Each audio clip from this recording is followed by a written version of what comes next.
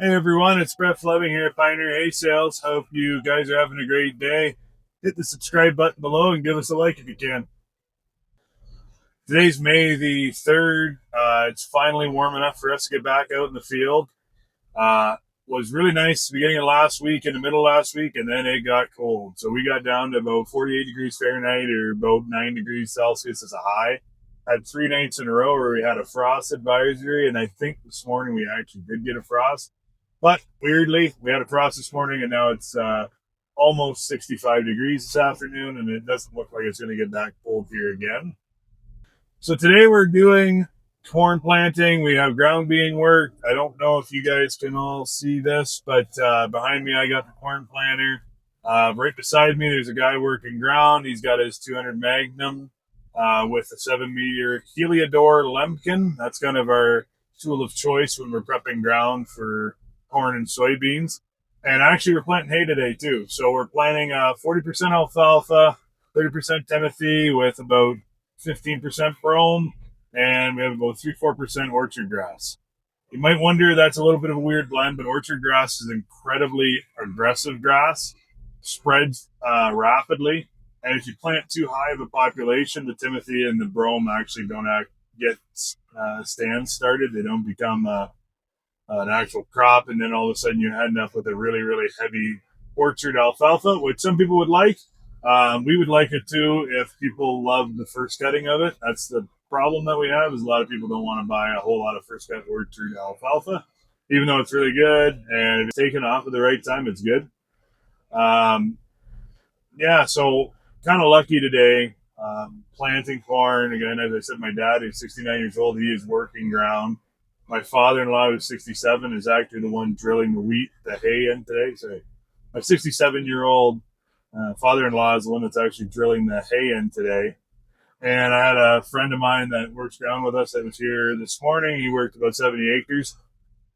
We've had a bit of a weird week with a lot of breakdowns, unfortunately, at that time of year. Just some computer stuff on some tractors that's not working out. Maybe it was a bit of a blessing since it was so cold. We didn't get more than we needed to done. But I don't know why. I just got to thinking about it today, and it's like, well, things could be a lot worse. And I'm getting to work as a guy. This is just my perspective. I'm getting to work with my family. What a blessing. There's not many guys that are able to do that. I get to work with my dad. I get to work with my father-in-law. My wife's involved in the business. My mother-in-law is involved in the business. I'm actually planting currently the farm that I was born and raised on. Yeah, really lucky. So even when things are breaking down and things are aggravating, you always have to take a second and really be happy with what you have and think about the great opportunity you have. For some, when I am telling you about drilling hay and then we're planting hay, it comes across pretty easy, right? It can't be that difficult. But really, prepping a field for hay is incredibly difficult. We have a bit of a process, and we've tried to cut corners before, and we've paid for it. Emergence can be really tough, and we're really only putting that seed in the ground a quarter of an inch, almost just soil contact and a little bit of complete soil contact. That's all you really need for hay.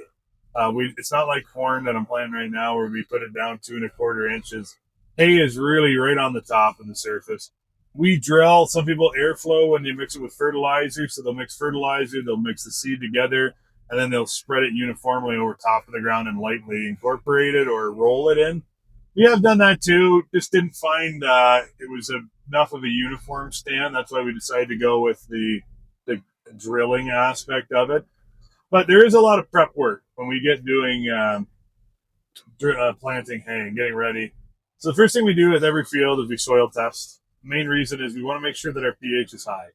If pH is low, your alfalfa stand is going to suffer. It's going to look yellow. It's not going to be able to pull in the nutrients that we want that plant to pull into to keep the nice green color, the lushness up.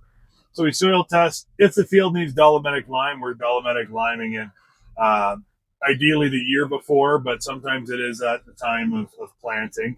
Then we spread fertilizer, whether it's potash for potassium, monoammonium sulfate or phosphate, monoammonium phosphate, MAP, as a phosphate source. And then we might put like a SulfaMag or K-Mag down, and we might put, we always put ammonium sulfate down, good little nitrogen, little sulfur to get the plant rocking. We spread that, and then we incorporate it. So we'll work the ground twice on different angles to try to level it up. And before we drill, we roll the field with big compacting rollers. That keeps the seed bed firm so that when the drill goes in, it's already kind of firm.